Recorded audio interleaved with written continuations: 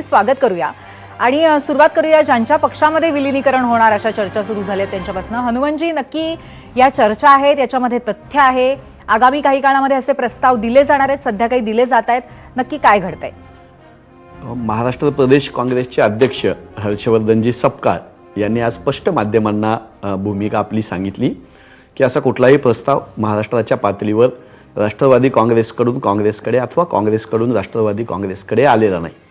आता दिल्लीमध्ये वरिष्ठ पातळीवर आदरणीय शरदचंद्रजी पवार साहेब, राष्ट्रीय काँग्रेसचे अध्यक्ष मल्लिकार्जुन खरगे साहेब, राहुलजी गांधी, वरिष्ठ पातळीवर काही चर्चा सुरू असतील तर त्याच्याबद्दल महाराष्ट्रामध्ये आमच्यासारख्या कार्यकर्त्यांनी बोललं संयुक्तिक नाही. पण या देशामध्ये भारतीय जनता पक्षाला आणि केंद्रामध्ये सत्तेत असलेलं जे NDA आहे किंवा महाराष्ट्रामधली महायुतीचं सरकार आहे याला सक्षम पर्याय म्हणून लढणारा, संघर्षामध्ये असणारा काँग्रेस हा एकमेव पक्ष आहे.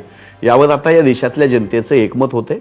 सर्व धर्मसमभावाचा, संसदीय लोकशाहीचा, 18 पगड जातींना सगळ्यांना सोबत घेऊन जाणारा काँग्रेस हा भारतीय जनता पक्षाला एक मोठा पर्याय आहे, सक्षम पर्याय आहे.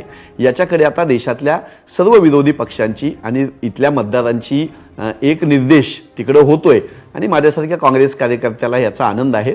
आदरणीय शरदचंद्रजी पवार साहेबांची राष्ट्रवादी असेल, तृणमूल काँग्रेस असेल, ममता दिदींची किंवा इतरही पक्ष असतील, यांच्या आणि आमच्या विचारांमध्ये तशी तफावत नाही.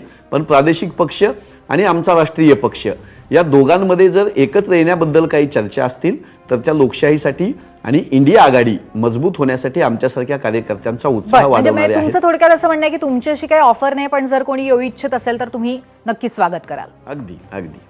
बरं, ठीक आहे. नवनाथजी, आज खूप मोठ्या प्रमाणावरती टीकास्त्र तर लगेचच पाहायला मिळालं.